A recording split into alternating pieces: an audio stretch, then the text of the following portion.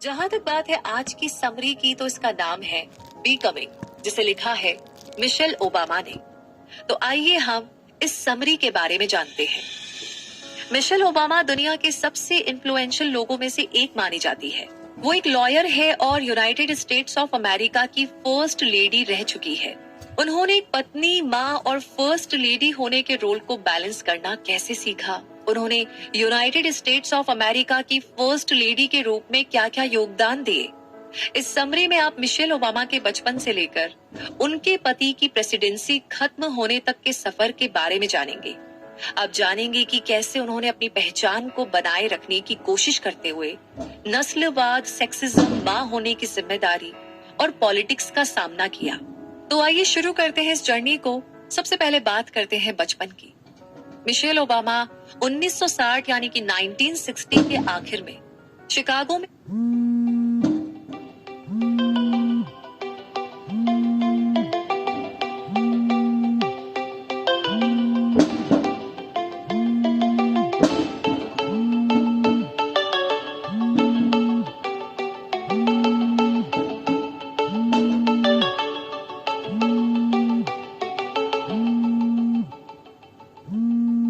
बीते अपने बचपन के बारे में बताती है। उस समय के दौरान यूएस की हालत बहुत खराब थी। जॉन एफ कैनेडी और मार्टिन लूथर किंग जूनियर के मर्डर की वजह से देश की पॉलिटिकल सिचुएशन अस्त व्यस्त हो गई थी। गोरे लोगों का परिवार अच्छी जिंदगी के लिए सबअब्स की ओर जा रहा था। जाति के हिसाब से भेदभाव बढ़ रहा था। इन हत्याओं से देश की कानून व्यवस्था में खलबली मच गई थी। मिशेल और उनके बड़े भाई क्रेग को उनके पेरेंट्स ने बड़े ही प्यार से पाला था। वो एक बंगले के दूसरे फ्लोर पर रहते थे। वो घर उनकी माँ की आंटी रॉबी और अंकल टेरी का था, जो फर्स्ट फ्लोर में रहते थे। उनके पेरेंट्स अपने बच्चों को बहुत सपोर्ट करते थे और अपने बच्चों की ग्रोथ को लेकर के फोकस्ड रहते थे। उनकी माँ एक होम मेकर थी जो उन्हें पब्लिक लाइब्रेरी ले जाया करती थी। उनके पिता शहर में काम करते थे, जिन्होंने उन्हें जैज म्यूजिक और आर्ट के बारे में सिखाया। उन्होंने मिशेल की रीडिंग स्किल्स और म्यूजिक के लिए प्यार को कम उम्र में ही डेवलप करना शुरू कर दिया था। रात के टाइम में पूरा परिवार एक साथ बोर्ड गेम्स खेलता, कहानियां सुनाता और एक साथ जैक्सन 5 के गाने सुनता था।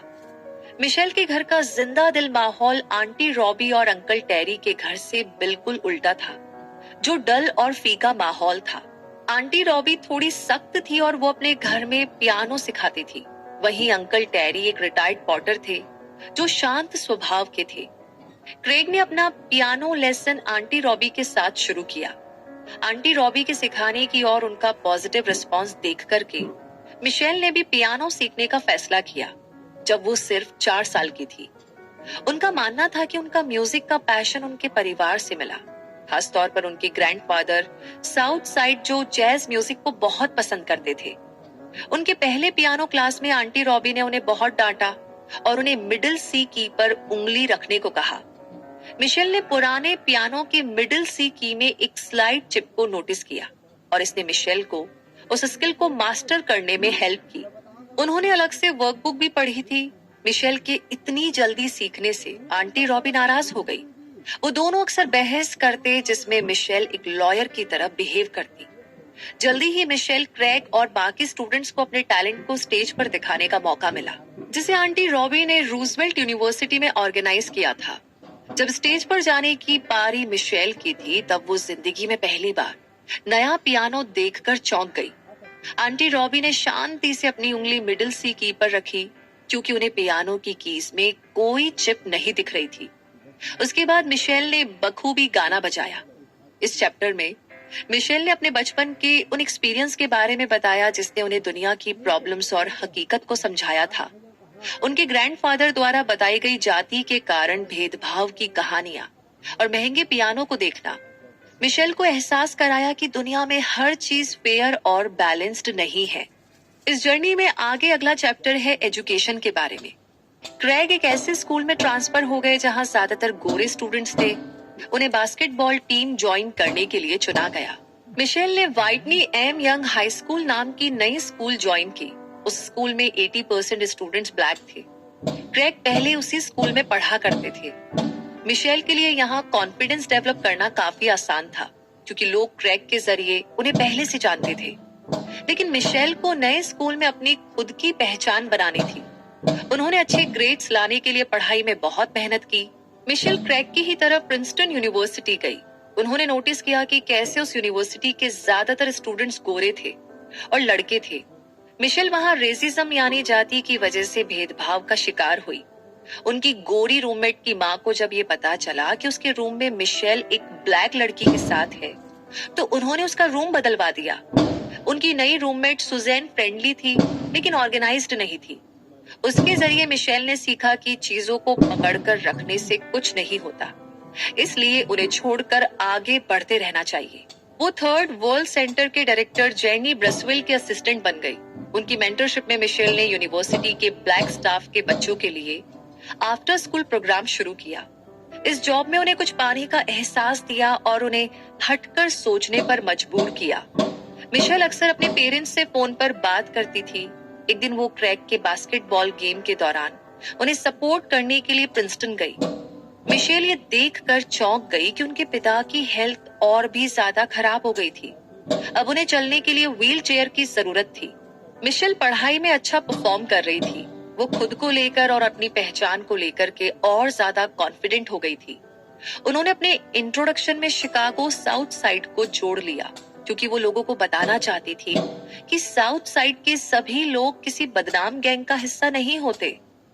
मिशेल उसी स्कूल में अपनी जड़ों से जुड़े रहना चाहती थी, जहां ज्यादातर स्टूडेंट्स गोरे थे। इसलिए वो अक्सर अपने ग्रैंडफादर की बहन आंटी सिस से मिलने जाती थी, जो प्रिंसटन में ही रहती थी। वहां उन्हें अपने पूर्वजों और अमेरिका में गुलामी की हिस्ट्री के बारे में पता चला। सोशियोलॉजी की डिग्री के साथ ग्रेजुएट होने के बाद मिशेल हार्वर्ड लॉ स्कूल गई। हालांकि वो लॉ को लेकर के उतनी पैशनेट नहीं थी, फिर भी उन्हें पता था इससे उन्हें एक स्टेबल जॉब मिल जाएगी। लॉ खत्म करने के बाद मिशेल को एक बहुत बड़ी law firm Sydney and Austin में जॉब ऑफर हुई। उन्हें वहां पर काम करना पसंद नहीं था, लेकिन वहां वो इतने पैसे कमा रही थी जितने उनके पेरेंट्स ने कभी नहीं कमाए थे। जल्दी मिशेल को एक मेल समर एसोसिएट को मेंटर करने के लिए कहा गया। वो हार्वर्ड के लॉ स्टूडेंट थे जिनका नाम था बराक ओबामा। तो आगे इस जर्नी में कैसे मुलाकात हुई, ये सफर कैसे आगे बढ़ा, आइए जानते हैं। बराक काम के पहले दिन ही लेट पहुंचे थे। मिशेल इस बात से इम्प्रेस नहीं थी, लेकिन बराक ने उनसे माफी मांगी और बड़ी पोलाइटली बात की। उनकी सीनियर होने के नाते मिशेल ने उन्हें गाइड किया, लेकिन मिशेल को एहसास हुआ कि बराक शिकागो की पॉलिटिक्स के बारे में बहुत कुछ जानते हैं। वो उनसे 3 साल बड़े थे और उनके पास ज्यादा वर्क एक्सपीरियंस था। बराक लॉ फर्म में अच्छा इम्प्रेशन बना रहे थे। वो डिटेल्ड मेमोज लिख रहे थे और बेहद काम के इनपुट दे रहे थे। जल्दी ही उन्हें इम्पोर्टेंट मीटिंग में भी बुलाया जाने लगा। मिशेल और बराक ऑफिस इवेंट्स के जरिए करीब आए। वो हर हफ्ते साथ लंच करते। मिशेल उन्हें ज्यादा अच्छे से जानने लगी। बराक के पेरेंट्स अलग हो चुके थे। उनके पिता केनिया से थे, जबकि माँ यूएस की थी। उनका जन्म होनोलुलु में हुआ था और वहीं वो पले बढ़े थे, लेकिन उन्होंने कुछ साल इंडोनेशिया में भी बिताए थे। तो मिशेल ने नोटिस किया कि वो अपनी सक्सेस से ज्यादा सोसाइटी की भलाई के बारे में ज्यादा परवाह करते हैं। उनका मकसद था सक्सेस की सीढ़ी चढ़ना, ताकि वो कम्युनिटी की बड़े रूप में हेल्प कर सके। मिशेल को उनका एम्बिशन पसंद आया, लेकिन उन्हें उनकी सिगरेट पीने की आदत बिल्कुल पसंद नहीं थी। वो बराक में अपने इंटरेस्ट को आगे बढ़ाने से झिझक रही थी। मिशेल को लगता था कि उनका रिश्ता उनके काम पर असर डालेगा, लेकिन बराक अपने इरादों को लेकर के एकदम क्लियर थे। उन्होंने कहा कि उन्हें लगता है कि वो दोनों कॉम्पेटेबल है। एक रात दोनों ने बास्किन रॉबिन्स में आइसक्रीम खाई। बराक ने उनसे पूछा कि क्या वो उन्हें किस कर सकते हैं। मिशेल ने अपनी चिंता और हिचक को किनारे किया और किस के लिए आगे झुक गई। इस सफर में करियर और रिलेशनशिप की बात करें तो मिशेल और बराक का रिश्ता सीरियस हो गया। उन्हें एहसास हुआ कि बराक दूसरे आदमियों से अलग है। वो अपना डर या कमजोरी दिखाने से डरते नहीं हैं। बराक अपना प्यार और परवाह भी खुलकर दिखाते हैं। वो सोसाइटी के बारे में बहुत परवाह करते हैं। एक बार जब बराक उस जगह गए जहां वो पहले ऑर्गेनाइजर के रूप में काम करते थे, तो मिशेल भी उनके साथ गई। जब बराक एनर्जी और पॉजिटिविटी के साथ ट्रेनिंग दे रहे थे, तब वो उन्हें बड़े प्यार से देख रही थी। बराक अपनी लॉ की डिग्री पूरी करने के लिए हार्वर्ड वापस चले गए। वहीं मिशेल ने लॉ फर्म में काम करना जारी रखा। वो फोन के जरिए एक दूसरे के कांटेक्ट में रहे। काम में मिशेल हायरिंग टीम में थी और वो अलग अलग तरह के लोग खोज रही थी। उन्होंने अपनी टीम को ऐसे स्टूडेंट्स को कंसीडर करने के लिए इनकरेज किया जो ना आईवी लीग स्कूल से आए हों और जो गोरे ना हों और ना ही लड़के हों। हायरिंग ट्रिप के दौरान मिशेल फिर से बराक ओबामा से मिली। क्रिसमस पर वो उन्हें अपने परिवार से मिलाने होनोलुलु ले गए। मिशेल ने नोटिस किया कि बराक का परिवार बेहद सपोर्टिव है और उनके कई पुराने यार दोस्त भी हैं। जल्दी ही बराक मिशेल के साथ सेकंड फ्लोर में उनके पेरेंट्स के घर में रहने लगे। उनकी फैमिली, खास तौर पर क्रेग को वो पसंद आए थे। बराक हार्वर्ड लॉ रिव्यू के पहले ब्लैक प्रेसिडेंट बने। कॉर्पोरेट लॉ में ज्यादा पैसा होने के बावजूद वो अपना करियर सिविल राइट्स लॉ यानी नागरिक अधिकार कानून में आगे बढ़ना चाहते थे।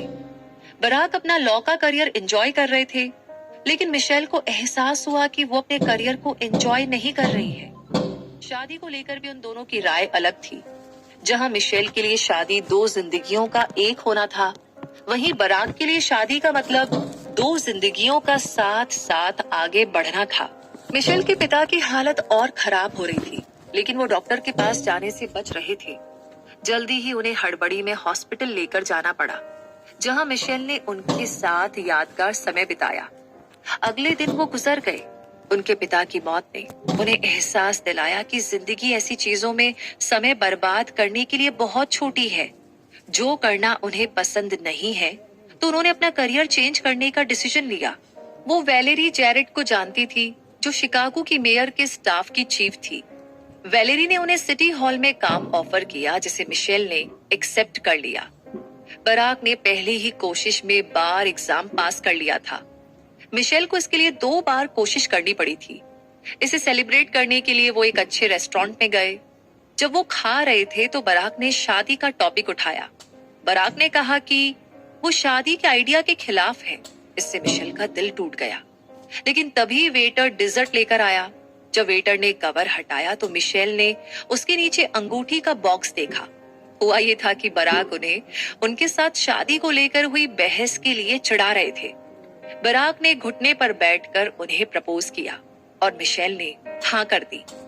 बराक उन्हें अपनी ग्रैंडमदर से मिलाने केनिया लेकर गए।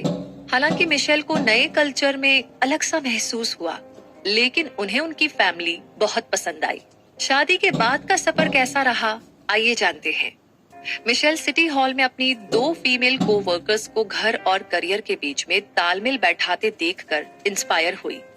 वहीं बराक प्रोजेक्ट वोट नाम के वोटर रजिस्ट्रेशन प्रोजेक्ट पर काम कर रहे थे। ये प्रोजेक्ट उन स्टेट्स में नए वोटर को रजिस्टर करने के लिए था जहां माइनॉरिटी की अटेंडेंस कम थी। 1992 यानी कि 1992 में मिशेल और बराक की शादी हुई। उनकी फैमिली वहां मौजूद थी, लेकिन मिशेल ने अपने पिता को बहुत मिस किया। उन्होंने UNI गाने पर डांस किया। ये गाना उस रिकॉर्ड में था जो मिशेल को उनके ग्रैंडफादर ने दिया था। कैलिफोर्निया में हनीमून से लौटने के बाद मिशेल और बराक को पता चला कि प्रोजेक्ट वोट सक्सेसफुल हो गया था। 5 लाख से ज्यादा ब्लैक वोटर्स वोटिंग बूथ में गए थे। लेकिन बुरी खबर ये थी कि बराक की पब्लिकेशन डील कैंसिल हो गई थी, क्योंकि वो अपनी बुक कंप्लीट नहीं कर पाए थे। फिर बराक ने बाली के कैबिन में जाकर ड्रीम्स फ्रॉम माय फादर नाम की अपनी बुक कंप्लीट करने का डिसीजन लिया। वहीं मिशेल इस सोच में डूब गई कि वो अपनी फैमिली लाइफ और करियर को कैसे बैलेंस करेगी। 1 हफ्ते के बाद बराक बुक के पहले ड्राफ्ट और किसी दूसरे पब्लिकेशन के कॉन्ट्रैक्ट के साथ लौट आए। उनके लौटने पर उन्होंने एक घर खरीदा। मिशेल ने कॉर्पोरेट लॉ से नॉन प्रॉफिट सेक्टर में जाने का फैसला किया और जल्दी ही वो पब्लिक अलाइज की एग्जीक्यूटिव डायरेक्टर बन गई। इस ऑर्गेनाइजेशन का मकसद था टैलेंटेड स्टूडेंट्स को नॉन प्रॉफिट सेक्टर में ट्रेनिंग के लिए प्लेस करना।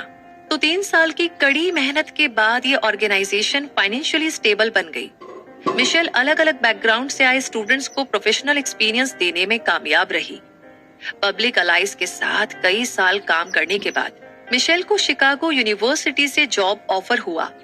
उन्होंने इसे एक्सेप्ट कर लिया और एसोसिएट डीन बन गई। इस जॉब के जरिए मिशेल ने स्टूडेंट्स के वॉलंटरी अपॉर्चुनिटीज के साथ कनेक्शन को बढ़ाने पर फोकस किया। वहीं बराक ने पब्लिक इंटरेस्ट लॉ फर्म में काम करना जारी रखा। वो शिकागो यूनिवर्सिटी लॉ स्कूल